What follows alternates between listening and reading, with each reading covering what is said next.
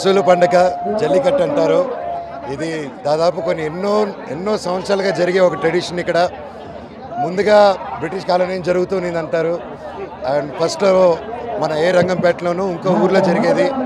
20 సంవత్సరాల క్రితం నుంచి మన చంద్రగిరిలో జరుగుతుంది. అండ్ తమిళనాడులో జరిగేది చాలా డేంజర్గా ఉంటుంది. కాకపోతే ఇక్కడ జరిగేది అంత డేంజర్గా కాదు, కొంచెం సాఫ్ట్వేర్ వర్షను. అండ్ మ్యాక్సిమం పశువులకి దెబ్బలు తగలకుండా ఇది వచ్చేసి పశువుల్ని సెలబ్రేట్ చేసుకునేది, వాటిని ఫార్మర్స్కి వీటిని ఎంత ఇంపార్టెన్స్ ఆఫ్ ద ఫార్మింగ్ క్యాటిల్ని కాపాడుకునే ఒక గుర్తింపు తెచ్చే పండుగ అనమాట.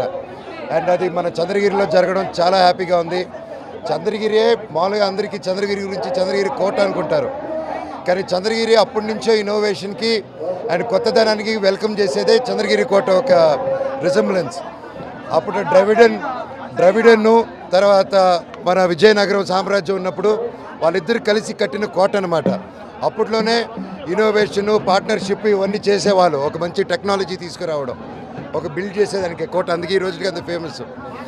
అండ్ చంద్రగిరి కోట ఎంత గొప్పదో ఇక్కడున్న ప్రజలు కూడా అంతే గొప్పవాళ్ళు, ఇంకా మంచి వాళ్ళు. అండ్ ప్రతి సంవత్సరం ఇది జరుగుతుంటుంది. అండ్ ఈసారి కూడా చంద్రబాబు నాయుడు గారు సంక్రాంతికి వచ్చినప్పుడు ఇక్కడున్న స్కూల్స్ కానీ మొత్తం చేశారు, స్కూల్స్కి స్పోర్ట్స్ అన్నీ పెట్టారు బాగా. అలాగే ఆడవాళ్ళకందరికీ ఇక్కడ ఈ ఆటోస్ చేశారు. అంతకుముందు చాలా కష్టపడేటోళ్ళు వాళ్ళు. ఇప్పుడు దాదాపు ఒక ఆటోస్కి వల్లే ఒక మహిళ దాదాపు 12 నుంచి 15,000 రూపాయలు ఒక డీజిల్ పెట్రోల్లో కాపాడుకుంటున్నారు వాళ్ళు. అండ్ ఇలాంటివి అభివృద్ధులు ఎన్నో జరుగుతున్నాయి. అండ్ ఇక్కడ కూడా చాలా ఫ్యాక్టరీస్, చాలా ఇన్నోవేషన్ రాబోతుంది చంద్రగిరి చుట్టుపక్కల.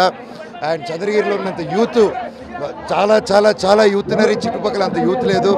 ఈరోజు బయటికి వెళ్ళి పనిచేసే వాళ్ళే కాకుండా చంద్రగిరి వదలకుండా ఈ చుట్టుపక్కల ప్రాంతాల్లో ఇంకా యూత్ ఇక్కడే పనిచేసుకుంటున్నారు. వాళ్ళకి మంచి ఫెసిలిటీసు అన్నీ త్వరలోనే వస్తున్నాయి. అండ్ ఈ ప్రాంతం ఇంకా గొప్ప అభివృద్ధి చెందుతుందని గట్టి నమ్మకంగా ఉంది.